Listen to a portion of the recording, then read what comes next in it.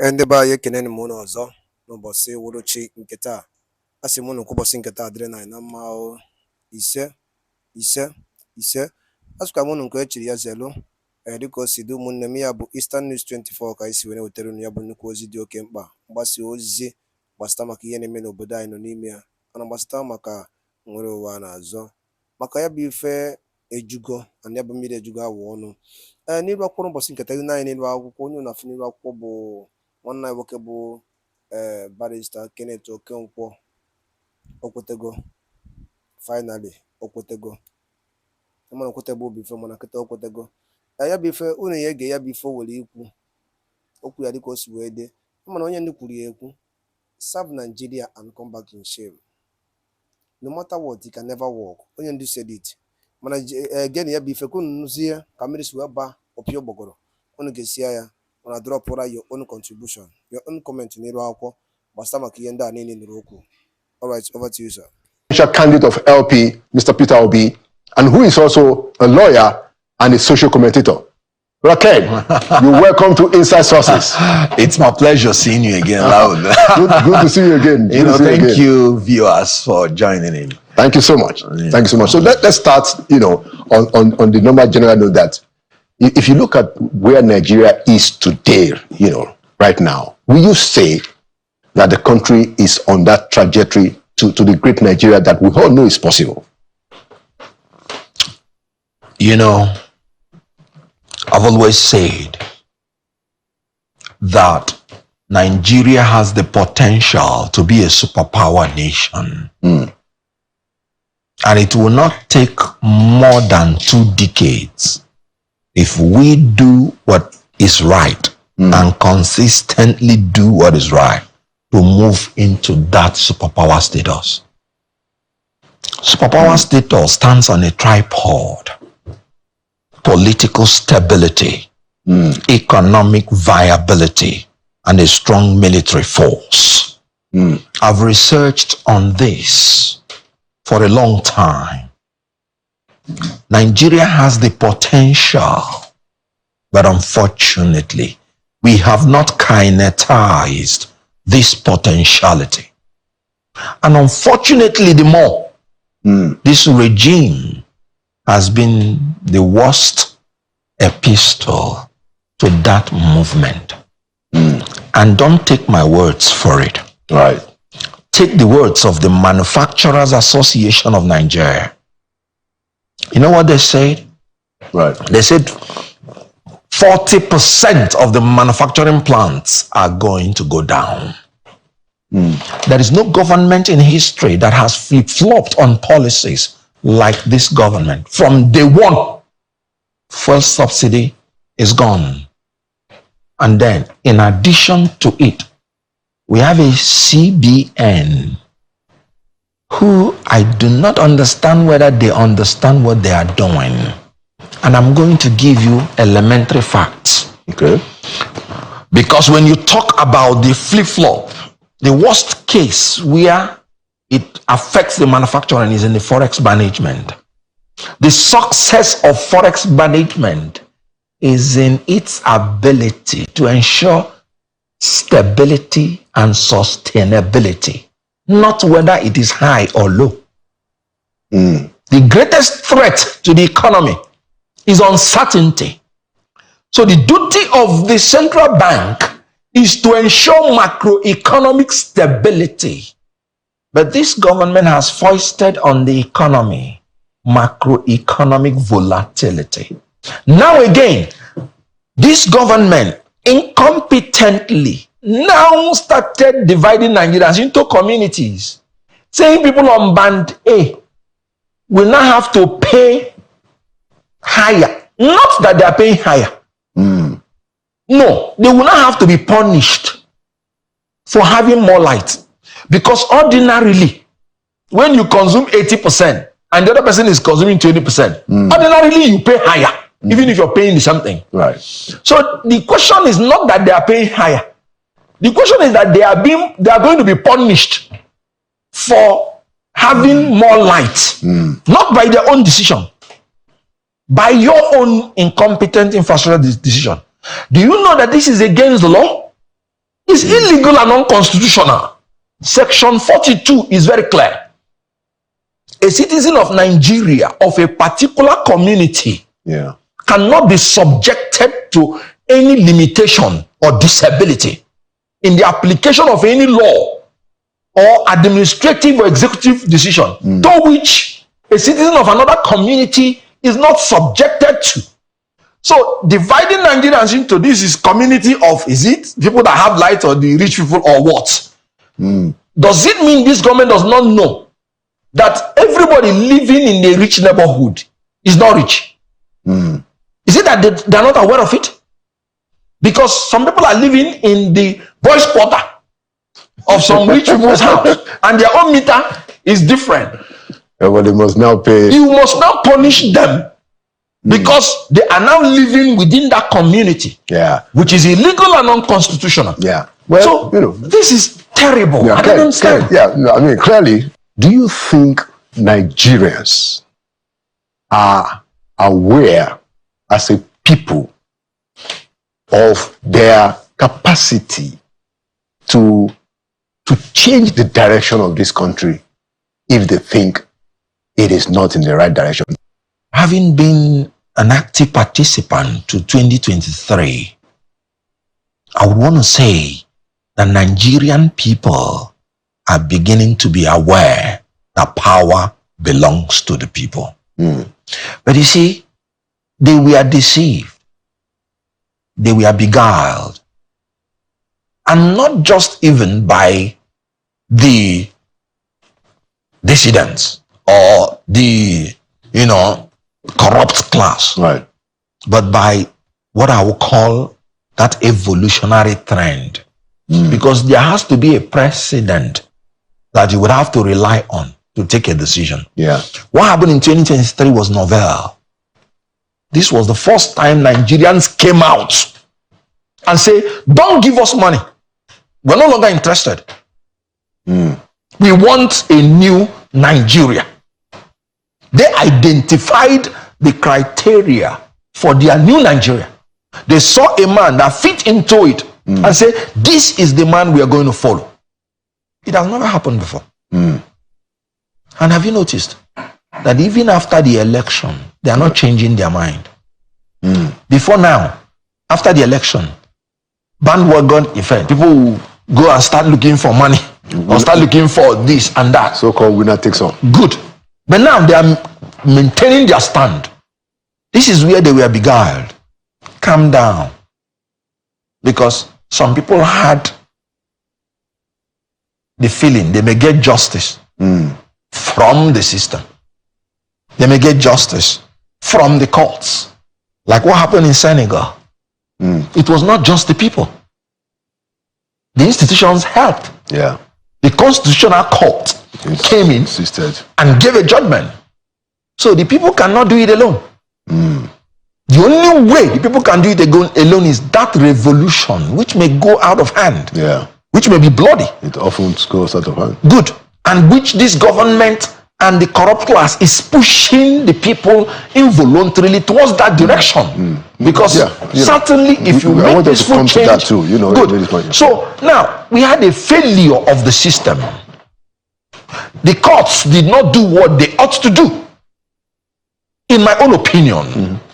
Because you can't go to the Court of Appeal, for instance, to ask for orders to inspect an evidence that is inevitable for your success in court. And the Court of Appeal gave the 3 orders, and the agency disobeyed all of them. Yet the Court of Appeal gave them audience to come and ask for an order to vary that order without obeying it. You know what the court, you know what the judicial precedent is? Anytime anybody is in contempt of a court order, he does not have the right of audience before the court. That's the normal. That is the precedent the Supreme Court has established. You have to first and foremost obey the court order before it can be varied. You can't go to equity with dirty hands. You can't be asking for an order when there is a subsisting order you have not obeyed. I could go on and on. I don't know how they came out to make a ruling and then a judgment that a creature of the law has discretion to do what the law says you must do. Discretion is the exact antidote to rule of law. Are you speaking of INEC? The court said INEC has discretion to transmit or not to transmit. And I'm surprised they ruled it as a judgment. Well, is that not what the act says? Just asking, you're a lawyer, I'm not. Anywhere you see the word discretion in the act, then know that I am not telling you the truth. How can the way the courts did now, anytime you see the word may is optional, is discretionary. Right. Anytime you see the word shall is mandatory. INEC even made a rule to say they shall. Yeah, of course. And I have spoken about that myself, that INEC puts itself. Good. How? Yeah. Now, and then the court is saying, no, you have discretion. Now, the danger in discretion is that it's uncertain and it is crooked. Not by my word. Sir Edward Coke, he said, rule of law is a golden net wand, and discretion is uncertain and crooked. So anytime you put discretion to an agency, you will make the law uncertain and make them crooked. Look at what happened in off-cycle election. We graduated from not transmitting to now pre-filling results, because the politicians now are capitalizing on the judgment of the court that is discretionary. So if you now say, no, there is look at IRF, this and that, the INEC will say, where is your manual result? It's discretionary. Yeah. Anyway, no. So what I was trying to say is that the people we are beguiled. They thought that there is a level institutions cannot go below. So they were failed. And by that time it was late. Because whatever you would do can only be very effective before the swearing in of the person. Meaning, one of the recommendations I am going to make here is that all legal procedures must end before an incumbent is sworn into office. Otherwise, you are laying the foundation for foisting a fait accompli on people if there is an institutional failure like it happened. That was why I said Nigerians have made up their mind for a new Nigeria, but certain things they did not anticipate, certain trusts they put their mind in, made them not to take that kind of radical decision which they ought to have taken if they knew beforehand. That is why if the National Assembly does not bring about genuine amendments to take care of these things, Nigerians must take their destiny in their hands and ensure that they enforce their will. It is within them to do that. Yeah, and I think that not only do I agree with your point that it's important to settle all electoral cases before people get into office. I agree with that. But I also wanted to add that I think Nigerians have the capacity to make the National Assembly do what they want. Absolutely. And it's one of the areas that I'm trying to explore and see what else we need to do in terms of mobilizing the people, preparing them, letting them know that they have that option. Because really, when the Nigerian people are fully, even not maybe fully, fairly mobilized, the political elites will get the message that they don't have a choice. Time is up. Now, so my next, Now, let me comment. Right. Because of the experience I've had now in the system, if you watch me, you see that I am laboring hard to attack lack of internal democracy in political parties. That's another important point. That is the beginning. That the National Assembly, they are not doing what they are doing is because the political parties are comatose. If your constituency is not putting fire on you, you wouldn't move. The constituency of every politician is his political party. If Nigerians, and I'm saying it clearly, any party that does not have internal democracy amongst them, Nigerians should not vote for that party. You can't give what you don't have. True. No party can entrench democracy on the national if they don't have it internal. Yeah. That was why we've not had democracy flourishing in Nigeria. From the PDP to the APCC, the caricature that is going on. If you want to, a national chairman that you know, that has all this baggage, you knew it. It's not as if he became a national chairman and had the baggage. There is no party that has genuine internal democracy that can trump up such a man as chairman. It's not possible. Because the forces of internal democracy will bring him down. Because when you allow fair contest, it is your opponent that will bring out the reasons why this man cannot be trusted with power. And then a fair atmosphere of contest will resolve it. Will resolve it. So when you reconcile that internal democracy within political parties, they will be trumping up the best. Remember, we don't have independent candidates. No. So whatever the political parties now bring out, it becomes a fait accompli. But if Peter B had not gone to another party now, we would have been left with these old men that no longer think for themselves, but others think for them. But let me ask you this question, just by the way, and I'm sorry for interjecting, but I'd like to get your take. It's something that is out there. I wanted us to, yeah, it's something that is out there. It said that. I just hope it's not my answer that is bringing that one. It's fine. We can always come around. Yeah. So there's a view that if Peter Obi and LP were not front runners in the 2023 election, the outcome would have been different, because when you had the votes of Peter Obi and Atiku together, they defeat the incumbent president. What do you say about that? I wanted to, briefly, and then... Yes, what you would have said is, if Atiku and PDP had done the right thing, you wouldn't have been talking about APC, it would have been history. But exactly what I told you, Obi did not want to continue with the old formula of not having internal democracy within a political party and pretending you can do it within Nigeria. PDP, in your own constitution, said you are committed to power shift and power rotation. Section 73C, your own constitution, which should be the ground norm in your party. Yeah. And then the presidential candidates from the north came out to say, of a truth, Atiku Abubakar himself said it, of a truth, it is the turn of the southeast. Bet. What do you mean by bet? When you yourself said the same thing, when Jonathan wanted to go the second time, he said no. And they said your only reason is not because you said it's corrupt, it's not because you said it's because it is the turn of the north. Right. So now that you yourself said it is the turn of the southeast, then it's a region that has been loyal to you all through their lives. Then you now say no, they are not qualifying. So why am I saying this?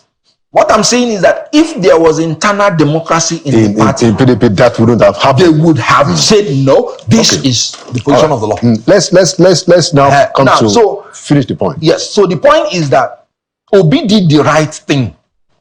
As a matter of fact, he now helped PDP to obey their constitution.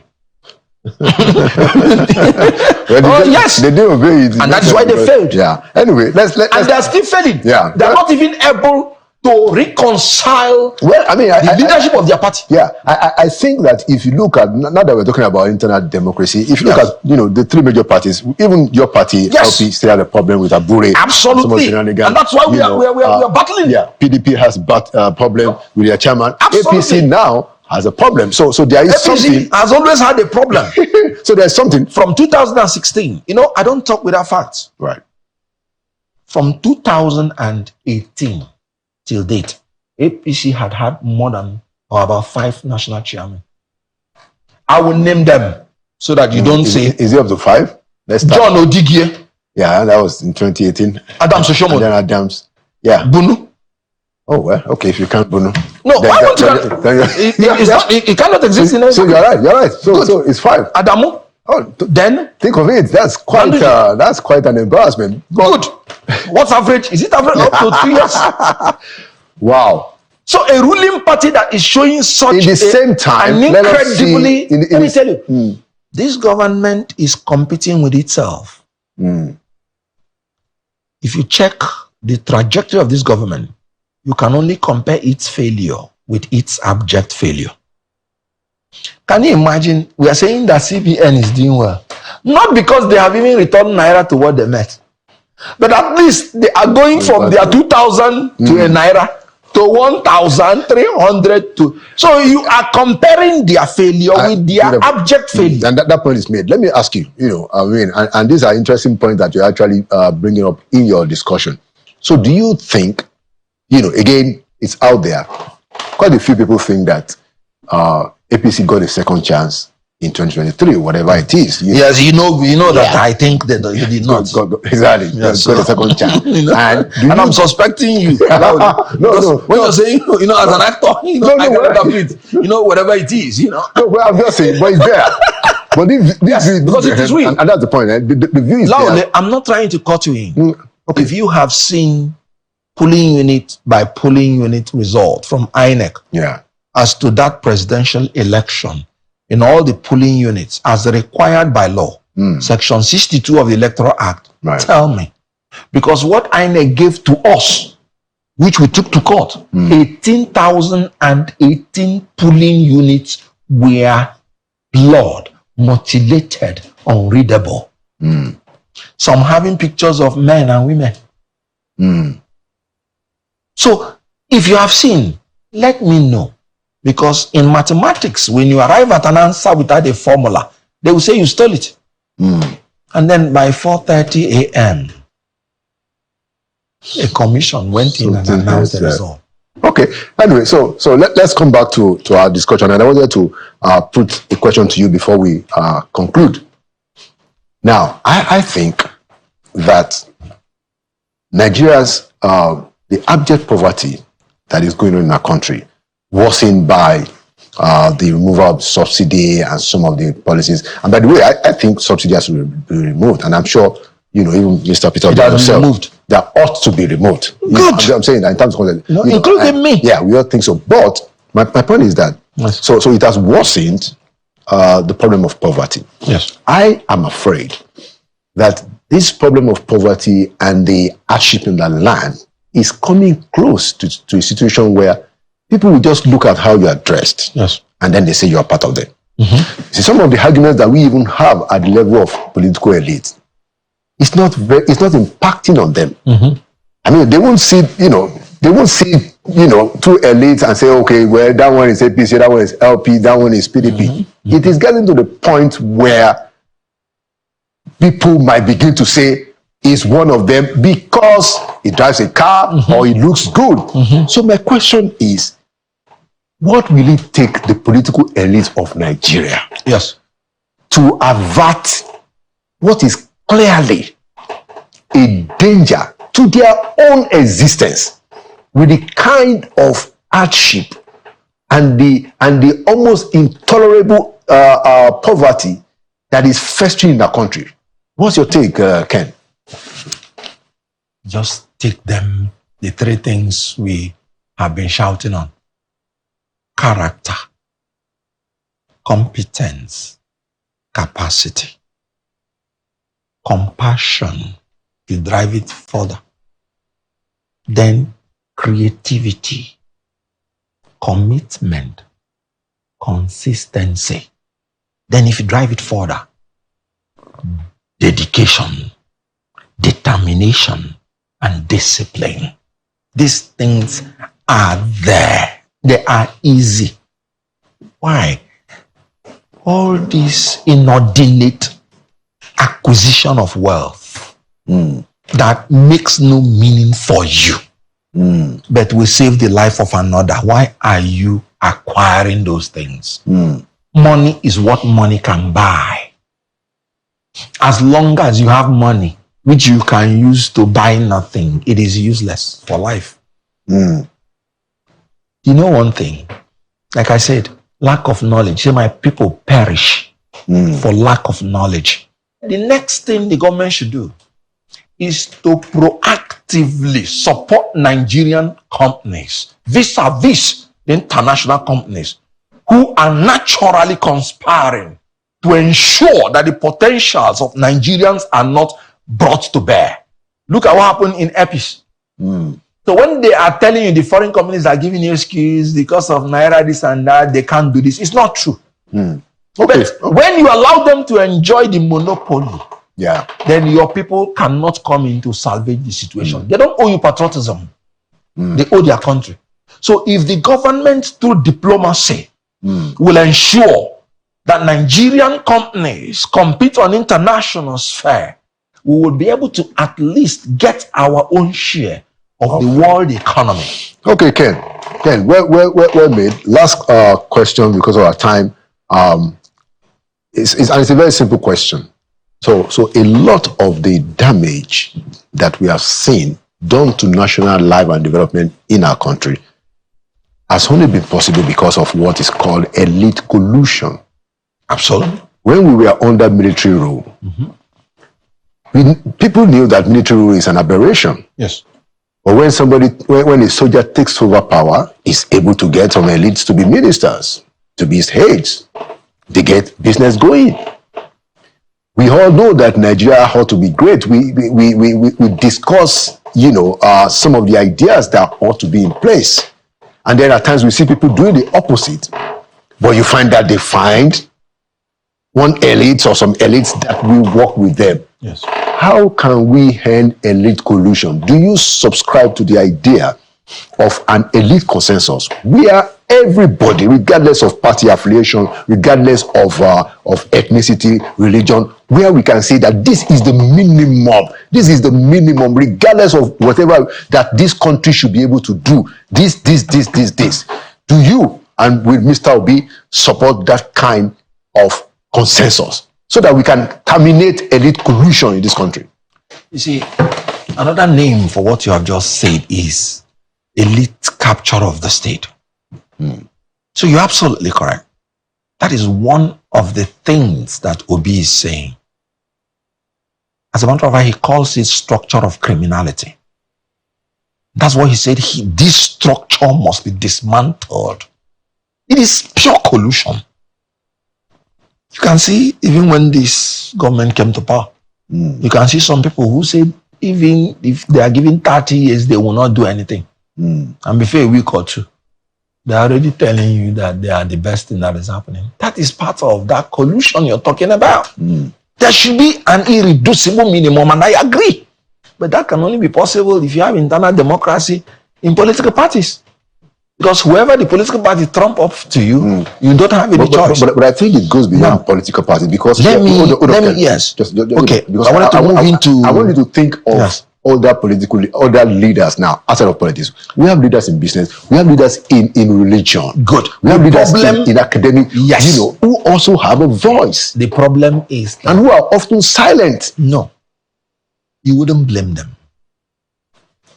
They didn't tell you they are politicians. But can we leave politics to politicians? If you don't leave politics to politicians, then do you leave biology to but politics is to physicians? Well, you don't really, because what I'm saying, we are all affected. Good. What I'm saying is this: no matter how much you shout, Nigerians are shouting. That's why even in heaven, they will ask who will go for us. So my advice is that they all should not look at themselves as not being politicians. In democracy, everybody should be in politics. That's the point. That's my point. Everybody should be in politics. Some people just have strong voices. Good. That when they speak, people listen. Must be in politics. That's democracy. The government of the people, by the people, for the people. So everybody should be in politics. But not everybody should be in power. Obviously. Yeah, obviously. But everybody should be in politics. But you can only blame them if you brought out qualified people and then you're saying they made a wrong choice. But even if they make the right choice and their votes don't count, that is why. Good.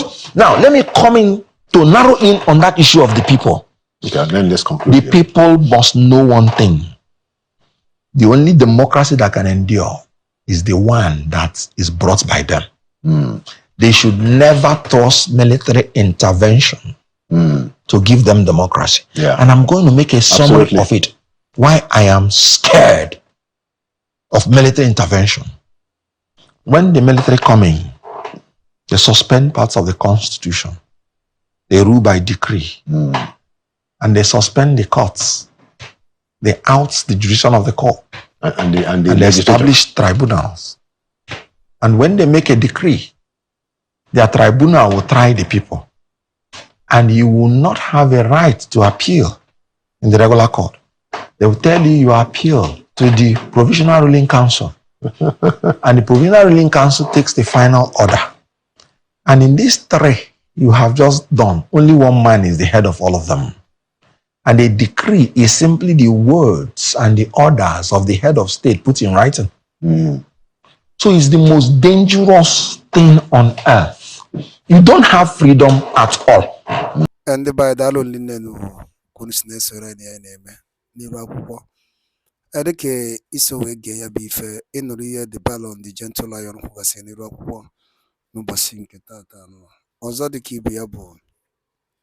Kefi wari ku basta maka ya bife ndani no who was in Iraq.